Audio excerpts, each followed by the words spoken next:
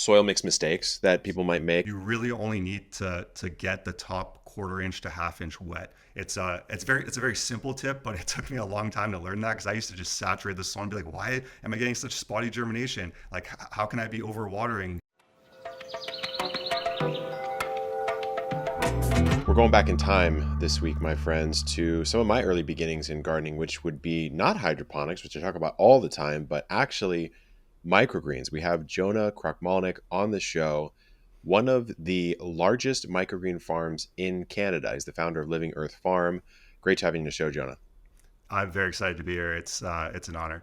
Hey, likewise. I mean, I did not realize that your farm was one of the largest in Canada. Maybe we start at the beginning and how you got into this. Sounds like we kind of got into it at the same time. I finished school in 2012 and kind of went down a more traditional path of studying finance and business, and that's what seemed like the what made sense. It was the what most people do, and as a teenager, I always loved gardening. My dad had a garden, and I was able to try like a real tomato and see Yeah. like, wow, this is crazy compared to what you could buy at a grocery store. So I had that passion pretty early on, but didn't really know how to turn it into an actual career with farming because it just didn't seem very viable. So when I finished school, I got a job. I hated it, an office job, and then I quit after a week and was like, what do I really want to do with my life? And had like almost like a little bit of an existential crisis and decided like I love growing food. I really want to do something with this. So I volunteered at a local farm in Toronto, and they were growing microgreens in their greenhouse. And that's when the bells really started to click. I was like, oh, I started to, crunch the numbers and be like, whoa, you can actually make a viable business doing this. So um, kind of did some testing. My first tray of microgreens was a complete disaster. Maybe like a quarter of the seeds sprouted. I had no idea what I was doing on that front. And then I just kept going at it. I loved it. And eventually, after a few months, I started a very small business growing microgreens in a 150 square foot room in my parents' house. And that kind of over the last 10 years just grew and grew and grew. My passion grew for it. I learned how to really scale and automate this type of production. And then by the time I actually sold Living Earth Farm earlier this year, it was one of the biggest microgreens farms in Canada. Wow. Congrats. I had no idea Thank that you. you had sold it. That's awesome. So at the beginning, I kind of had the same experience. I think the first time I ever grew micros, I had red garnet amaranth, some sort of like brassica mix, and maybe just like a lettuce mix or maybe radish. And it did okay. The second tray, I did like a third of the tray, the 10-20 tray in each of them. And then it kind of came up really colorful in different colors, like red garnet, obviously very beautiful. Yeah. And that's what kickstarted me on this idea. I like called my cousin. I was like, hey, let's get a haircut. Let's look nice. Let's like walk down the street and see if any of these chefs in a fancy area of town will want to buy it. And we got no luck until the very end, which was the best restaurant on the street. And they were like, "Oh yeah, we'll take them. And what can you grow?" And I was like, "Oh, I can grow anything you want. Just give me a couple weeks lead time." And I went home and like one day mailed myself all the seeds and started trying to grow them. And I did that for about 6 months or so. Obviously, a chapter of my life that closed. Sounds like you scaled it up quite big. At the time when you sold it, what was the scale? Like, how big were you guys? Yeah, so we had well, there's still a 5,000 square foot facility. The maximum production of the facility was about just over 1,900 trays that can be grown at a time. And that at max capacity, which was like winter, because in Canada it's quite cold, so there's not a lot of local options in the winter months. So that was always our busy season. And then the summer was still busy because of restaurants, tourism season, but really the winter was the busier season. So at max production, we were doing about 1,500 trays a week, which is uh, a lot of microgreens. Yeah, I mean, in the early days compared to, I guess, recently, how much automation is in that setup now? Like this, is it automatic seeding, automatic harvesting, etc.? Pretty much everything except for packing, we were able to automate. So we have a seeding machine, soil mixing machine, tray washing machine, harvester, automatic watering computer setup that controls Wow. lights, fans, watering. So pretty much like all the mundane, repetitive tasks were eliminated except for packing. And there was even farms that were larger than us that closed shop a few years ago from other issues, like really, really like 25-acre kind of farms growing microgreens. They didn't even have automated packing. So that's one challenge that still exists for from an automation perspective. But pretty much as we could that was cost effective, we automated. And then certain things like taking the trays down from the growing levels, because it went from floor to ceiling, about 16 feet high, we still had to manually take the trays up and down. Whereas I've seen some vertical farms kind of make like a conveyor system or something like that. But that's where it starts getting, does like how much benefit to the cost of implementing something like that doesn't make sense to actually do. And often the case when you crunch the numbers, it doesn't really make sense for those type of things. Yeah, it like gets way too expensive to return Yeah. financially on it after a reasonable amount of time, basically, right? Yeah. So the way I kind of think of those kind of if you want to call them investments would be if it's less than 1 year to pay for itself, it's like a no brainer. You should definitely Yeah. implement in your farm. If it's 1 to 3 years, it probably makes sense, but it just depends on your financial position and other factors. And if it's 5 plus years, I say, hey, wait till it's between at least 1 to 3 till to the payback period, and then as you scale, it'll becomes a shorter and shorter period, so it makes more sense to make those kind of investments. So that's kind of the methodology I've used, which I seemed to mean, work. it makes sense. I mean, it makes sense when you think about just general business as well, like buying a piece of software or whatever the case may be, grabbing an office, something like that. What do you think the difference is between like your search for automating more versus you mentioned these 25-acre farms that really hadn't even scraped the barrel as far as what they could do? Is it just like a difference in approach, or why would they not do that? I don't get it. I think the with microgreens specifically, it's very difficult. For example, with packing, is the way that the stems kind of intertangle. The machines can't really handle that, so there was no out of the box solution. And as far as I know, there is still no custom made solution even for that. So it's a difficult problem to solve, which is why I think it hasn't been solved even because at that scale, right? Like you can put a few $1 million in, get a machine that works and save a ton of labor costs, but they couldn't, as far as I know, that doesn't exist in the world yet. Which, if Mm, there's anyone that wants to create that, I think that would be a huge innovation. Because, like lettuce, right? They have the machines. They drop the lettuce, it weighs it, it puts it in a clamshell. Like that's how most of the salad greens are produced. That's why it's so cheap. From mostly from like California, Arizona. But with microgreens, that hasn't, as far as I know, happened yet. Even on yeah. the large scale farm, the really large scale farms. Yeah, it feels like maybe there's also like the question of even someone going out to develop that tool has to understand if it's a worthwhile investment for them to make. Like, how many are they reasonably Yeah. going to sell? How many microgreen farms at scale could use it, would buy it if it did exist? How much time does it take to develop the tool? I can see why something like that might not be developed, even though, of course, it would be really beneficial probably for every farmer that's doing it at scale. Yeah, that's a great point. I think that's probably a big reason why it hasn't been developed because most microgreens farms are very small. Most of them are doing anywhere between like 100, 200 trays, and then it gets like quite exponentially smaller as you get up in scale because it's an easy business to start, but a very difficult business to actually scale Yeah. because of how, it's 365 days a year and there's so many factors at play that people don't maybe necessarily realize. The thing that I realized, I guess, and obviously way lower scale than you've grown your business to, but even back then, I was like, well, the raw cost of the seed relative to the sale price is pretty good, So the problem is not really like a product margin issue or anything like that. It's mostly a processing distribution problem. Like you have to service the market and be very active about that, and you're repeating that process over and over and over again. And so you just have to be able to distribute and sell it. So the supply side is not an issue at all. It seems like Yeah. everyone runs into a problem with the processes on actually selling it. Yeah, I think from my perspective, to be honest, I barely spent any time on sales. Most of my time was spent on production, team building, those type of things. And I found that I just focused on creating a really high quality product, and it made it so much easier to sell because people saw the product, they compared it to what else was available, and they were like, "We want this." So it Mhm. made sales a lot easier. So I focused on product development. But yeah, sales is definitely one of the biggest challenges that people have in that, given especially its niche, and if you don't have that skill set to actually sell the product, that's often the limiting factor for microgreens farms. From what I've seen. In your customer base, like what was the breakdown? Are you talking mostly restaurants, or were you doing like a farmers market program? So we started with we started with farmers market and direct to restaurants pretty quickly, maybe within 6 months to a year I switched to a distribution model. So I started selling all wholesale. I didn't sell to a single restaurant directly anymore. So we worked with wholesalers, distributors, and then directly with grocery stores or retail stores. And that became the mix. So it was roughly like 60-40 retail, food service, which would be, Mm, and it ends up in restaurants, but it's yeah. it didn't go directly to restaurants. Got it. Yeah, I mean, it seems like that's one way to solve the problem I was describing, I guess, is to go Yeah, just sell more to less people, right? exactly. At lower Yeah. margin. What would you say to someone starting out right now? Because you've been doing this for 10 years, recently sold.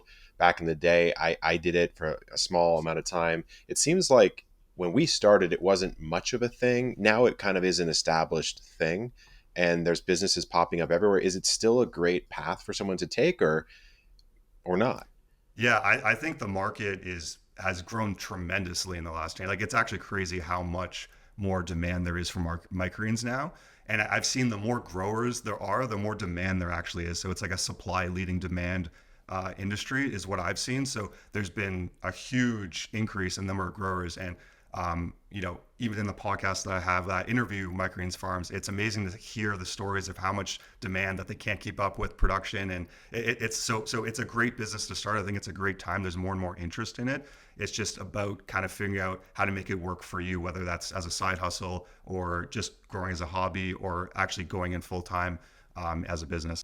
When I first started growing microgreens, I really just picked whatever soil I had lying around my townhouse at the time and threw the seeds on top, and it did okay. It didn't do great. And it sounds like at the beginning, similar experience, like kind of spotty germination, maybe not great. I talk about seed starting obviously in the vegetable garden a lot, Jonah, and the seed mix, the starting mix seems to be one of the most important factors there too. What do you use for soil? Are you okay to share?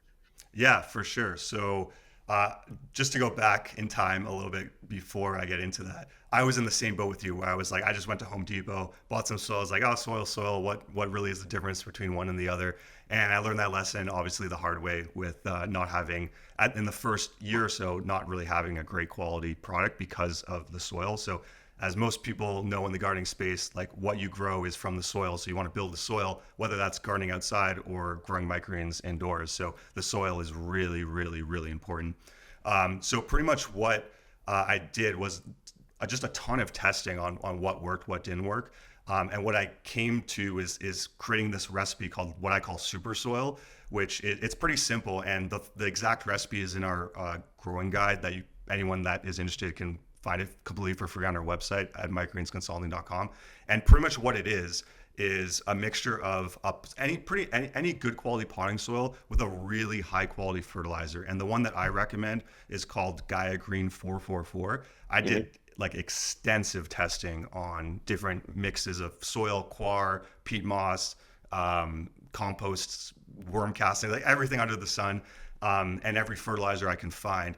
And the combination of a good product like Promix HP as an example is a good one with a really high quality fertilizer like Gaia Green 444 just makes a massive difference. And uh, when I started using this soil recipe, I was like, the the microgreens look a lot different than what else is in the marketplace. So I actually did a comprehensive soil or analysis of the actual microgreens. So I took broccoli microgreens that I grew, and then I took a local organic competitor because we're a certified organic farm, and this other farm was also certified organic, but their greens were like really small, and I was like, why are they so small? And it's most likely because most information online says you don't need to add fertilizer to grow microgreens well, and that's just a huge misconception that's kind of just spread over time, and that's part of what I'm very passionate to do is share with people what I've learned and be able to get them to grow a much higher quality microgreen. So from this nutrient analysis, the results were really mind blowing. So on the low end, we did a mineral and protein analysis. So we didn't do vitamins or antioxidants or anything like that, but we did minerals and protein, and every single nutrient was significantly higher. On the low end, protein was 41% higher. That was the lowest difference. And on the high end, iron was 200% higher, or 3x from one product to the next. So people think a microgreen is a microgreen, but it's definitely not. It's just like a tomato is not a tomato. So it makes a big difference in what you're actually growing in to create the final product and what nutrition is going to actually be in that microgreen product. Yeah, it's actually fascinating. You mentioned microgreens don't need fertilizer myth. I would say I certainly believed some variant of that. I wouldn't know if I would say I didn't think they needed it at all, but I think that common wisdom, and I've said something to this effect, is that many seeds don't quote need it for the first few days of germination. They're sort of consuming the nutrients out of the seed leaves, etc. Not needing something does not equate though to maybe not wanting or benefiting from that thing, right? And it sounds Yeah. like maybe that's where you found your discovery. And the one thing I want to rewind on real quick though is you mentioned a potting soil with a high quality fertilizer is sort of the base secret super soil recipe. Do you do any screening, et cetera, on that soil to get it to be a bit more fine grained at all? Or does that matter very much to you? No, so like ProMix HP is like it's high propensity, I believe. So the perlite's pretty chunky. The soil's not super fine. I found having good drainage is really important. So you actually don't. I found using a product like ProMix BX is much finer. They call it like a germination mix. I found farms that I've consulted for that use that when they switch to HP have much better results because you want to Mm, have you don't want to create an anaerobic environment when you're growing yeah. microgreens in that kind of density. So it's much easier to overwater with a product that holds more water in a finer grade. So there's a lot of these kind of just general misconceptions that have floated, and even something like worm castings. People think worm castings are great to add to microgreens. All my testing has shown that if you add more than like a percent or two, it's going to cause more problems than it's going to solve. And Interesting. yeah, so there's and even compost too, because there's so much biological activity with the combination of that many seeds that the pythiums and the bacteria, the bad bacteria, have an easier time taking over. That's my guess. Obviously, I don't have the science to back it, but there's a lot of these experiments I did that kind of busted a lot of the information that I learned through YouTube when I started, and just I want to kind of pass on the No, it's very hopefully helpful. like more accurate information from actually doing the test, because it's easy to like hear something and then just have that repeated, but it's really important to actually take that information and analyze it and see like, hey, will this actually play out in real life, rather than just kind of assuming, making those assumptions, which is what I think happens a lot. Yeah, it happens a lot, and I think it's easy to forgive that sometimes too. Because like back when you started, I started. What was the information out there on growing microgreens? Yeah. There was almost none, and so you're sort of adapting it from, I don't know, seed germination advice that might be from a paper that was in a study in '86 or something like that. And so I Yeah. think you're totally right. Like it's very interesting. You've pushed the, I wouldn't, maybe science isn't the right word, but like push the approach to a more granular sort of scientific analysis level and said like, well, I checked the stuff and this seems to work better. When you get into the ratios, because you mentioned 1%, a little bit over 1% on worm castings is detrimental. When you mix your Gaia Green into your potting soil, what sort of ratio are we talking about then?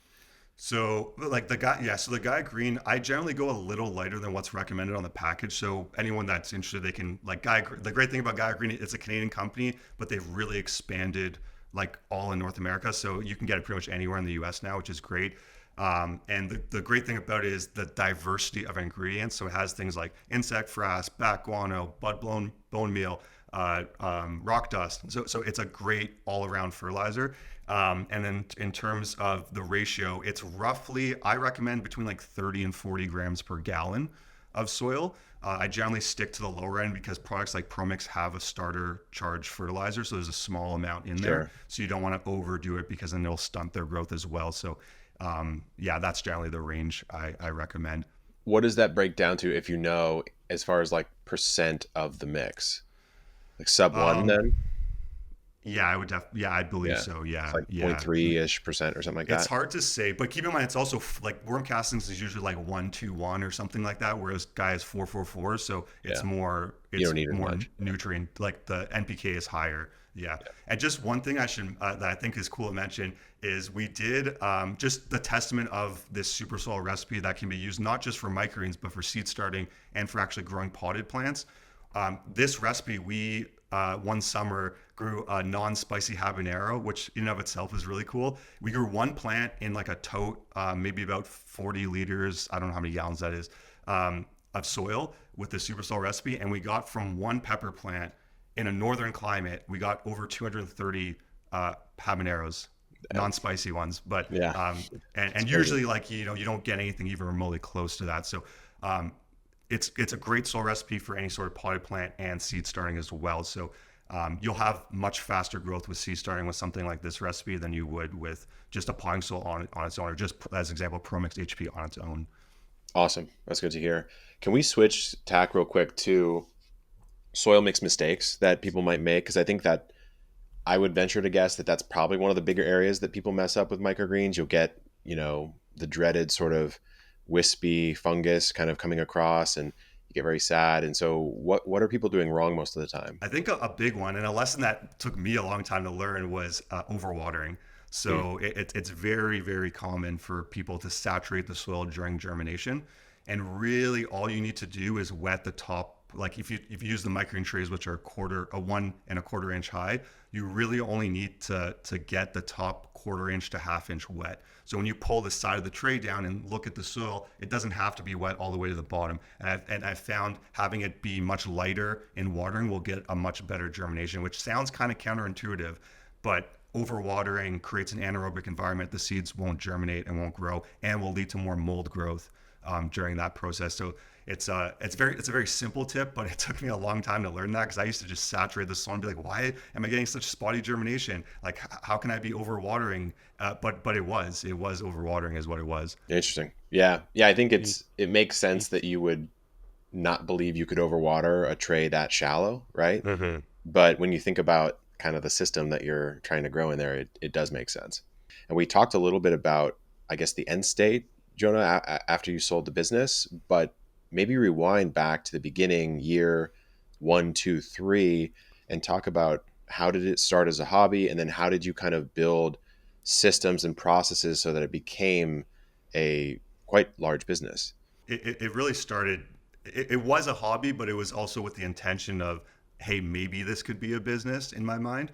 So it just started growing some trays. I literally had no idea what I was doing. So one thing that I think is important is doing market research and just talking to people.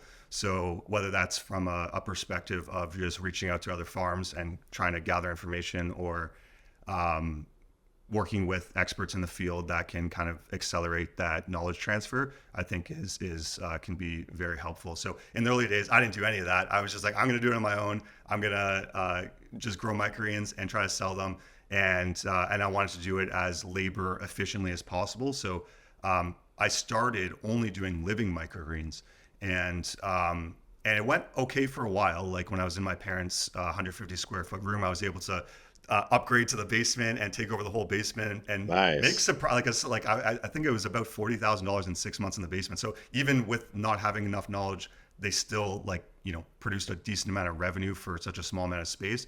But when I moved in 2015 into the commercial facility, I really hit a stumbling block on getting sales. So I was still doing living product, and the sole reason I was doing living product is I was lazy. I was like, if Yeah. I start doing cut product, it's going to be a lot more work. There's a whole other system that needs to be created, and I was like, I don't want to go that route.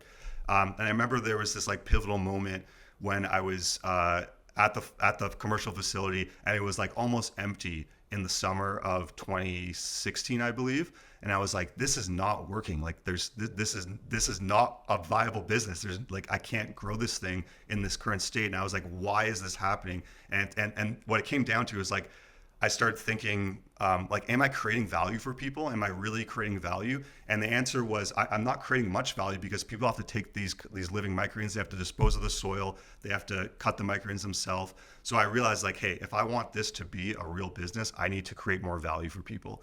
And the Mhm. way I did that, and this is really when the business really started to take off, was I was like, I'm going to figure out how to make a cut product efficient. So that's where I started finding automation for harvesting, as an example, and just like automated watering around that, started thinking about it around that time. So I was able to pivot the business to only pretty much by 2 years after that, only doing cut product, and having the business booming because it was a much higher quality product, but no one really wanted it to be a living product. So it was a hard lesson to learn, but an important one in value creation. And I think that should be in people's mind as they're thinking about running a business. Is if you're doing the same thing that someone else is doing, are you really adding value to someone to make the decision to buy from you instead of someone else? Right. Yeah. I mean, not only maybe not adding much value, but you're adding the same sort of strata of value as everyone else. And so you have no pricing premium you could charge. You have no sort of unique differentiator. When we talk about going through that process, trying to add more value by producing a like sustainable, scalable cut product, how were you reinvesting the revenues you were making in years like one, two, three back in? Were you just like dumping everything back in, grabbing some gear, grabbing some equipment? So pretty much, I would just whenever I so I finished school. I had enough savings to get through living at home, because living at home is a lot cheaper than living on your Yeah. own, sort of thing. So it was a great time. I was very like lucky and privileged to be able to go down that road where I didn't have to move out and pay rent and have all these extra bills. Obviously, I had that on the business side once I had that commercial facility. But I think pretty much what I did is I just grew organically. So whatever I made, I just put back in as much as I could to buy more lights, to buy more racking, to invest in a harvester and a seeder and all the equipment that I kind of needed. So I didn't really pay myself for the first, I believe, 3 years of the business. And then after that, there was enough cash flow. And while you're reinvesting money into the business, there's still enough left over to start paying yourself at that point. And that's when I Yeah. think it really started becoming a scalable business that can start hiring people and have it actually be yeah, like a viable business. Yeah, it feels like at some point there's a level of escape velocity from the growth that you can actually take a little bit off the top. But I mean, I agree. In the early days, yeah, it was for me when you talk about Epic, you're thinking about a blog and like a YouTube channel and stuff like that, and you really don't, you're not making much at all. So it's if I could buy, one edited video or something, that would be a win. And I was thinking the same thing. I mean, when I was doing the microgreens business, I did decide to eventually stop it. I wanted to travel, and I couldn't really do both at the same time, obviously. But it was the same. I was like, okay, well, I made $600 on this invoice. Where's that going to go next? How much is going to seed? How much is going to new little, containers? Because I was doing cut from the start, which maybe that was a mistake even. But really interesting to hear the journey. How did you, when you got to the commercial space and started to scale that up, did you start to add in like some sort of planting management software or some way to track all of that? Was it all by hand? So it started all by hand. I remember when I would get an order coming in, I would like just take a scrap piece of paper and calculate like what I needed to grow, how many trays based on the yield, when I need to plant it, and it was a little bit chaotic, to be honest. Now there's software that can just do all that stuff for you. So at Living Earth Farm, for automation, we used a company called Vertigrow, which pretty much allows you to like do all the spreadsheets that we had to create by hand and just have it in a software that you can pay a very small fee to be able to use. And that would have been really nice to have in Yeah. those early years, and also to keep you on track to make sure you are planting on the right days for new customers and all that stuff. Like, it can get quite complicated once you have 30, 40, 50 large scale customers. It can get quite complex on the production side alone. So we created spreadsheets, but the Vertigo software is available now for anyone. So that just makes life so much easier. Yeah. Yeah. No, I can only imagine it. Anytime you're starting, I guess, an industry out, there's no bespoke software. And then, 8 years in, there is, and you're like, okay, well, that would have been nice to have back in the Yeah. day. Team wise, like when did you hire your first team member? What did they do? Yeah. So I was very adamant early on, and I think I really wanted to automate as much as I could till I hired someone. So I actually didn't hire anyone for the first 4.5 years of the business. And at the same time, I didn't take a day off for 4.5 years, which looking back seems just crazy to me, because I don't know how I did it, but I did it. And then I started hiring people because I ran out of my own time pretty much. So I couldn't do any more. So I started hiring people for production. So it started off just with help on harvest days, and then help on soil mixing days, and then help on deliveries, and then just kind of built up. And then we hired an operations manager, and then I kind of took a more back seat in the last few years of the business, and was able to focus on doing more consulting. I built a course for people on how to start a microgreens business, like pretty much a business in a box with a website. And it actually includes the Vertigo software for Hmm. free, which is really nice. So it has everything you need to start a microgreens business. So I developed that, and I was actually running a Airbnb business at the same time. So it was a lot. And then I kind of took a step back, and I was like, okay, what do I really want to focus on? Which was the education side, because that's where I can have the biggest impact. I'm assuming you still grow these at home and maybe enjoy them for yourself, friends and family, Jonah, or are you like kind of microgreened out? No, I'm actually growing some upstairs right now. I bought a bunch of seed and have a whole setup. With the education side, I want to show people how to grow at home, how easy it is, how easy it can be, and then show them the differences between things like super soil versus using hemp mats and things like that. So I'm doing all sorts of experiments right now that I'll have content on my YouTube channel, just kind of showing what is possible, what's available, and what people can do easily at home. I mean, I can talk about when I started. I bought sort of like a random variety pack. It had red garnet amaranth. It had a spicy and maybe a non-spicy sort of lettucey mix. It had radish, things like that. What would you recommend for someone to get started growing microgreens at home, as far as ease, maybe even flavor? Yeah, for sure. So I was in the same boat as you. I just bought everything under the sun, which I feel like a lot of people do because they're just excited to see what they can Yeah, grow. But some are definitely way more challenging than others, and some are less viable of a crop in an indoor environment sort of thing. So there's lots of variability there. I would say the four easiest, which the growing recipe is in our growing guide that people can download, is pea shoots number one because they're almost foolproof. As long as the germination goes well, they are pretty much foolproof, and they give you a ton of greens. You can get like 600 to 800 grams per tray. It's mm, insane. So it's just a great one to grow at home. They're quite versatile. Broccoli is another great one. A lot of people know about it for the health benefits, so it's become really popular with like Dr. Rhonda Patrick on the Joe Rogan right. podcast, and The so everyone kind of sulforaphane, knows. right? Yeah, the sulforaphane. Yeah, Yeah. so that became really popular, and it's also great because they're really easy to grow.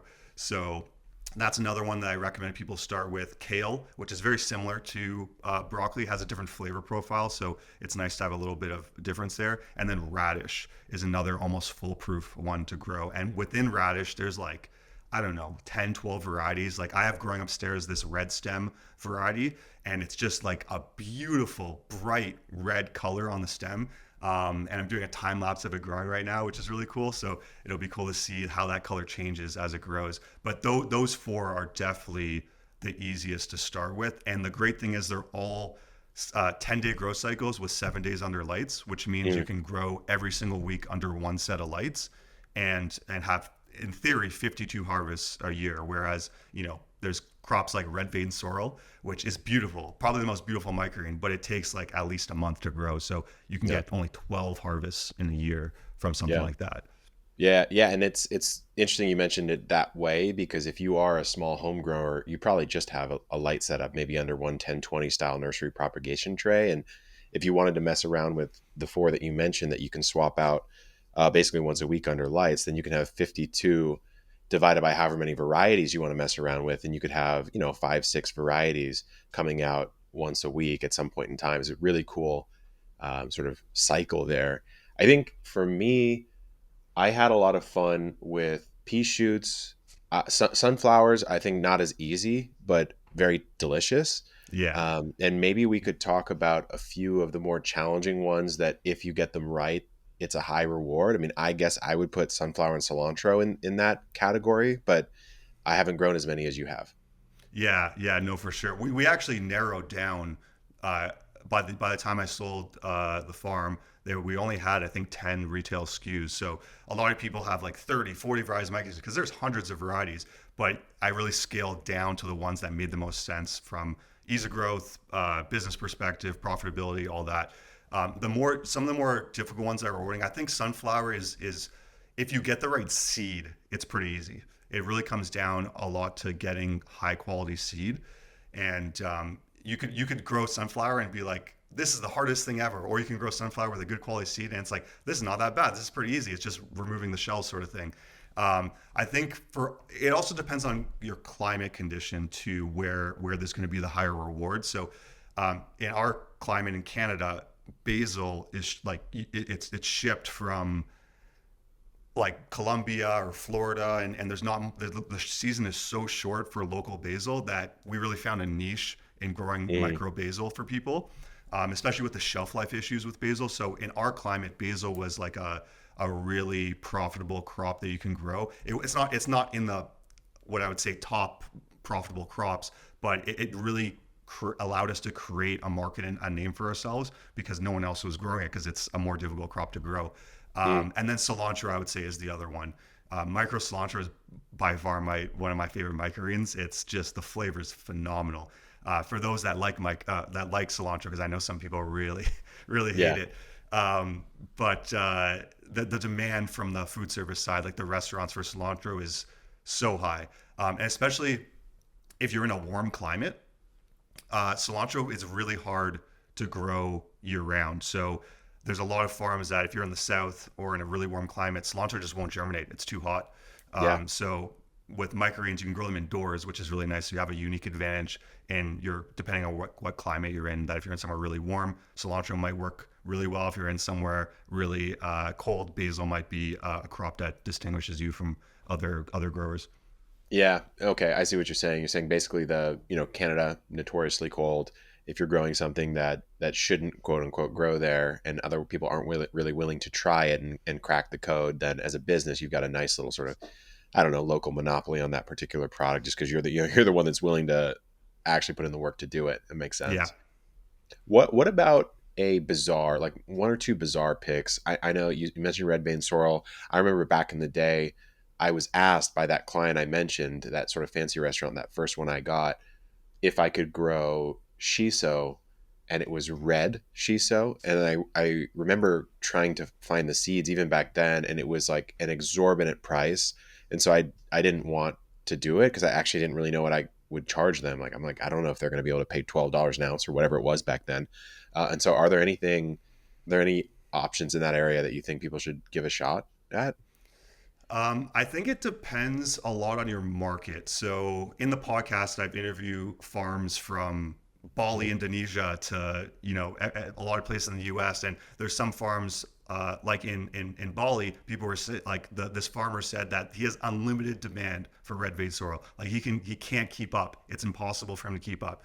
And then there's other places where I just did a tour in a farm in Ontario, and they're like, yeah, we can't really sell that many of red vein sorrel. So it really makes a big difference on your local market. There are Mm. general trends for sure.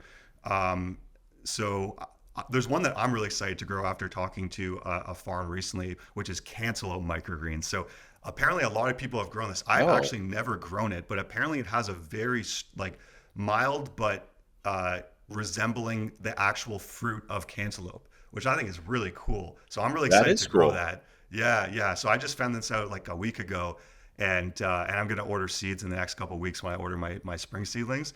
And I'm excited to just try it as a microgreen. I think that's pretty damn cool. Yeah, you'll have to let me know how that tastes. I remember, when you eat like a cucumber microgreen, obviously you get a little reminiscent flavor there. The one thing I was going to chime in on is I just got back from a trip to Costa Rica. Was out there with my girlfriend just on a pure vacation, but obviously great place to interact with wildlife and plant life. And nearly every meal we had that wasn't at one of their like traditional sodas, or more of a typical meal, like if it was a little bit of a fancier meal, every single dish was garnished with red vein sorrel, every one. And so maybe there's something about the culture there, or perhaps its ability to grow there. I don't really know, but it was on every meal, and I remember thinking that. And Bali is roughly similar as far as latitude, so who knows? Yeah, it's possible. I'm not too sure. I know like red vein sorrel is a perennial, right? It's Hmm. not it's not it's not an annual. Most microgreens you grow are annuals. Red vein sorrel is a perennial. So in theory, in a warm climate, you could grow it in a greenhouse, cut the tops off, and have it regrow because it is a perennial.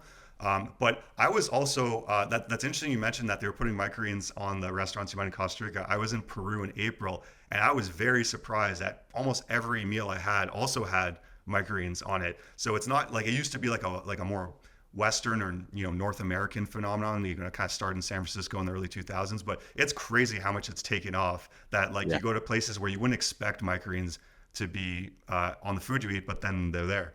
Yeah, and I will say, like, throwing a little red vein sorrel on makes you look fancy. I mean, Yeah, the dish yeah. goes up by a few points on the Michelin guide or something like that, because it really does lift the dish. So some great suggestions for you guys out there who want to grow either for production or just mess around at home and have some fun with it. Let's say someone's just jazzed, they're excited, they're down to grow, and maybe even do a little business thing, but they actually don't know how to grow microgreens, which we've both been in those shoes. How would you advise someone to get started? And I'll just let you rip here because you know better than anyone. Yeah, for sure. So I can just go quickly over the growing process and what you really need to start. So it's pretty simple, which is nice, and it's not going to cost you a whole lot of money to get started. So the things you need are grow lights, somewhere to hang the grow lights. So I usually recommend a shelving unit because you can grow a lot and store other stuff there, but that's kind of optional. You need the seed. So if you're going to grow the four easiest ones, pea, broccoli, kale, and radish, you can get those seed. You need the soil. So like I said, ProMix HP, the fertilizer, the Gaia Green. And then the last two are germination trays with holes and germination trays without holes. Um, so that's really the bare bones basic that you need. There are other kind of optional items you could add in, like a Wi-Fi timer, so that you don't have to turn the lights on and off every day. But that's all you really need to grow, which is nice. So for a few $100, you can get everything you need and be able to grow a lot of microgreens in a small amount of space, which is really cool. In terms of the process, pretty much it would start with filling the trays with the soil. So you would want to have some sort of bucket, which most people have at home, or tote, where you can mix the fertilizer with the soil, which is creating the super salt and making sure that you have a really high quality microgreen product for you to consume, because you're going to get that benefit of having that higher nutrition. So you're going to put that soil in the tray. You're going to measure out the seed, and again, in the growing guide, it has the step-by-step instructions with the amount of seed, all that good stuff. So you would measure out the seed, you'd sprinkle them as evenly as possible over the soil, you'd water them in, and again, you only want the top, half inch or so of soil to get wet. When you And then water, Jonah, by the way, are you coming in with like a shower sort of hose attachment and just like lightly dusting with water? Or are you doing some other method? it's actually a great question, because I tried doing that because it's been so long since I've been watering my greens by hand. But because I'm doing all the experiments upstairs, I Yeah. bought one of those pump sprayers. And to be honest, it's great for misting after you initially water, but for initially watering it, like a hose is just a lot easier. So I just went in Cool. my garage, I turned the hose on and just lightly water them in. And a weight test is always the best way to kind of tell. So feel what it weighs like when it's without any water. So before, and then weigh it after, and then you'll start learning pretty fast what a saturated tray feels like, what a lightly watered tray feels like, and what a dry tray feels like. It just Uh, makes it a whole lot easier because that's a difficult process to kind of teach people, is what I've learned. So yeah. that's a good tip there. And so then you water it in. What I generally recommend is, if you're growing multiple trays, just stack them one on top of the other, and that'll give some weight to the trays so that the roots orient downwards. So when you're Yeah. starting just a regular seedling, one seed is in the tray. It'll find its way down naturally. When there's like a ton of seed on a tray, they're gonna more naturally kind of compete and sometimes go sideways. So if you just have a little bit of weight on the trays, it'll help ensure that the seeds orient downwards. How many trays will you stack before it's too many? Yeah, it's a great question, actually. We found that six is really the good limit. So everything we did at the farm was in sixes. So when we mix soil, in sixes, stack sixes, harvest sixes. So it just kept everything simple, because that was what the max kind of was before it starts compressing too much Mm, and kind of making a little bit of an anaerobic environment on that bottom tray. So we got it. found six is a good amount. And it also happens to fit on the recommended height for the racking if anyone wants to actually do it as a business. So it just kind of, everything kind of fits Mm, together nicely there. got it. Okay. So Yeah. we're at stacking or covering and seeding and watering out. And then you've got the blackout period, right? Yeah. So from day 1 to 3, you'll kind of just check them once a day. If they need a mist, you can kind of give them a light mist. It just depends on airflow in your space. So I would check it every day, but they may not need water every day. And then on day 4, that's when they'll be grown big enough that they can go under lights. So a lot of people do blackouts, so they extend the stems. I'm actually in the camp of, you want to get them under lights as soon as they're germinating. So you don't want them to extend more than they have to, because all the nutrition, or almost all the nutrition, is in the leaves. So the Hmm. more time under light, the more energy goes from the stems of the leaves of the plant into the roots to send sugar to the bacteria to break down the nutrition. So pretty much the more time under light, the more nutrition will be in your microgreens, Oh, which is a really important point.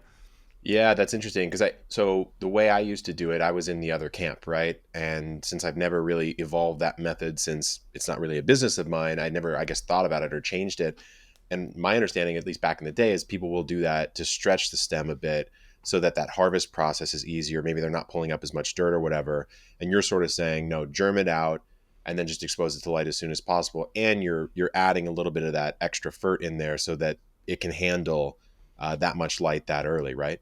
Yeah, yeah. So a good methodology I use is like what I call I didn't create this or anything, the weakest link model. So if whatever the weakest link is will prevent your crop from reaching genetic potential. So if you don't have any lights, but you have a great soil recipe, the lights are going to be the weakest link. So the plant will be limited by the light. So if you have the best soil recipe and you don't have any lights, then the plants will just kind of extend, but not absorb much nutrition from the soil. So it's just a good methodology to think about from a business perspective, and you can apply it to so many other things It's in almost a life and universal business. principle of life and existing, Yeah, I would say. yeah, Yeah, yeah. But totally. it works really well for this. It's helped me think through a lot of challenges in business and in growing microgreens too. Um, so from there, you would take the tray without holes, put the tray that has the sprouted microgreens in that has holes, and then that's the day on day 4 when you start bottom watering. So you would take. I found generally I do it a little bit differently than people. I generally water it a bit more on that 4th day and get the soil not saturated but close to saturated. So something like half a liter, I don't know, like 8 ounces, I guess, of water would be. Oh no, sorry, is that 16 ounces? I believe it's 16 ounces of water. So a pretty heavy watering on that day, and then you only have to water it every 2 to 3 days, sometimes even 4 days, depending on the variety. So pea Wow. shoots soak up more um, than broccoli, as an example. So Sure. pea Yeah. Yeah. shoots you'll need more Way more more tissue for. on the plant. Oh yeah, yeah, and the root mat is just crazy to see that Yeah. develop. Um, and then on day 4, you're also turning on the lights. So that's when the lights would turn on. And another misconception in microgreens is you only need 1 light or 2 lights to get a high quality product. I found that 3 lights is really the sweet spot. So yes, it's more electricity. There's a little bit more cost in buying the lights, but again, it reduces that light being a limiting factor, and you can get much closer to the genetic Yeah. potential of these microgreens. So When you say um, 3 lights, Jonah, you're talking about three, let's say, T5 fluorescent long bulbs kind of going across that system. exactly. So Okay. if let's say you had 4 trays on one of those baker racks that a lot of farms use or growers use, you would have 4 trays over that, and then you would have 3 lights along that. So for every 4 trays, you have 3 lights, sort of thing, Could you and do they're four something four foot like, lights. I mean, the way I used to do it, I guess, is I would buy those kind of like hydroponic system lights that would be like 4 tubes into one system, the Mm. length of that particular shelf. Would that be fine? You could, yeah, for sure. I think I've been using LEDs for a very long time, since 2014. I feel like I was probably one of the early ones to adopt it, and I saw the difference right away. So the good thing is they're so cheap now that you can get Yeah. on Amazon like really inexpensive LEDs. So I just buy the individual fixtures, and then you just hook 3 up together. They can daisy chain, meaning Okay. that it's one power supply for the 3 lights and one flick of a switch to turn it on or off for those Got it. 3 lights. So just keeps things super simple and very inexpensive. Question for you to rewind the process just slightly, because I think people might have this question, is the 3 day sort of blackout germ phase obviously is contingent on the actual germination time of the particular crop, right? Like if you're talking about a cilantro or a basil, I know I always had issues with basil. Yeah. Also with basil, to throw another one at you, would you stack? Because it's that mucilaginous style seed, it would stick, right, to some degree. Yeah. I don't know if you do So or not. So we found that we used always this a fine grade of vermiculite over the seeds. So and that prevents a Uh, ton of mold. Like there's some sort of natural mold prevention mechanism in vermiculite that I don't know the science of. I've just seen it in action, and I've recommended this to many farms in consulting, and the difference is insane. In like wow. they'll be like, I have so much mold that I can't like get good yields on things like basil and stuff, and it's like put vermiculite on. And that solves that problem pretty much in like right away. So it's a kind of a nice natural. I don't think it's a pesticide by any means, but a natural control mechanism. Interesting. Okay, that's very helpful. We often recommend that, especially of like surface sown seeds or very close to surface sown seeds. We say, oh, Yeah, just put a little vermiculite on top and you'll be okay. And it sounds like the same thing in the microgreen world. Okay, so fast forwarding, we're back to the world of lights on. 3 lights for best genetic potential. Correct me if I'm wrong here, but you're sort of now in like check, wait, maintenance mode, water, adjust, and kind of see until harvest, exactly. right? Yeah, so there's really not much to do. You just have to check every. Just I just do once a day for what I'm doing upstairs. I would just check once a day, feel the weight of the tray, doesn't need water, yes or no, and then make a decision, and that's it. And then on day 10, so that's this from day 4 to day 10, or day 5, I guess, because day 4 you put under lights. Day 5 to day 9, you pretty much do that same thing. Literally almost no time at all, maybe a couple minutes Yeah. it takes to do that. And then day 10 comes to harvest. And the 3-day germination, just to go back, the crops we recommend in the growing guide, which are the beginner friendly ones that are the 7-day under lights, they They're all all 3 day. germinate three Yeah. day. Yeah. So that's why, just to keep things simple. But yeah, you're right. Like basil is usually 5 days, cilantro can be 6 or 7. So there's differences in different crops, but I just tried to make the simplest way that people can grow microgreens for free, and just keep it super simple. So day 10 comes and you're ready to harvest your microgreens. So you would take your tray into your kitchen or wherever you want to harvest it. All you need is a sharp knife. I recommend for people to disinfect their knives if they're using it for other things in their kitchen, because if you, for example, if you're, and this comes down to the important food safety aspect of microgreens, is you don't want to contaminate the crop with, so like usually it would be a knife or using water that was used for something else that may have something in it. So it's just really important to use fresh water, not to use like gray water as an example. You want Yeah. to disinfect your knife. It could be as simple as using vinegar. If you want to be more like, strategic, there's a product called Zerotol, which is really great. That is just hydrogen peroxide and vinegar. You can even do alcohol, like rubbing alcohol will work. So just, you just want to disinfect the knife to keep it safe in your harvesting process. And then you just kind of cut away. And it's up to people to determine how long they want to cut the stem, how much yield they want to do. So that's, I guess, generally more of a business kind of thing, where it's like yield versus quality trade-off that you Sure. kind of have Yeah. to balance there. I always go towards the shorter stem, because that will help differentiate your product, because it's crazy how long some stems are. It kind of looks like noodles, and then Yeah. it's like, this is not an aesthetic product at all. But whole other topic there. And yeah, and then pretty much you take that soil, which is that, remember, that super soil recipe. So I recommend people putting that soil in their garden, Mhm. because that soil is, like, in my opinion, black gold. Yeah. So that'll really help with your garden plants, whatever you're growing, heads of broccoli, tomatoes, or whatever. That nutrition, that soil is not fully used by the microgreens. Not all of it's been broken down in that short period. So there's still lots of it available to the whatever is going to be planted next. Yeah. But I I don't mean, not recommend. only that, but you've also generated new plant material via the roots, right? That you've Yeah. left in, and so those will break down, and the microbial life should be quite high, I would imagine. So, Oh yeah. yeah, it's kind of a nice little top dress in the garden. Oh yeah, yeah. No, it would it'd be great to, like, incorporate it in. For me, because I'm in a northern climate, I just would pile them up over the winter and then just Yeah. incorporate them in. But in a climate like you're in, a little bit more paradise, you could just do it right away and not Hmm. have to wait till the warmer season.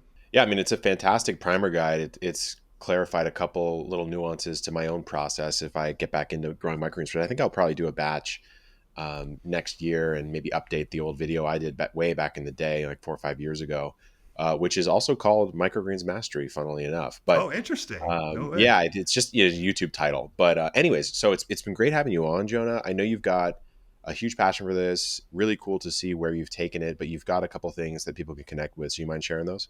Yeah, for sure. So if anyone's interested in making or considering making a microgreens passion or gardening passion into a business, it's quite easy to start, for sure. And I've worked with a company called Freedom Farmers to build, like, a full comprehensive business in a box course. So anyone can watch a webinar that kind of talks about what you get, some of the kind of secrets I've learned over the years. And the webinar is completely free, and then people can kind of choose if they want to participate in the course. We've had thousands of students start farms with this course, which is really cool. So people can go to jonah.freedomfarmers.com and watch that webinar. If anyone's just looking at growing microgreens to start out, on our website, microgreensconsulting.com, there's a free growing guide. And now there's also a free crop rating system to help businesses determine which crops they should grow. So I have a podcast episode that breaks down this another free guide that kind of just says, hey, these are the factors to determine when choosing what microgreens to grow, and how should you use that methodology in choosing what you should grow. And that's on the podcast, which is called Microgreens Mastery. So that's available on YouTube, on Spotify, and Apple Podcasts. Amazing. I'll put it all in the description. It's been in the description this whole week. Dude, it's been really cool chatting with you and seeing where you've taken the world of microgreens. I sometimes feel like it's like watching a different life path I could have taken myself. So it's really cool to Yeah. see. you put that out there. And thanks for coming on, man. I appreciate it. Yeah, for sure. It's been great chatting with you, and thanks so much for having me on.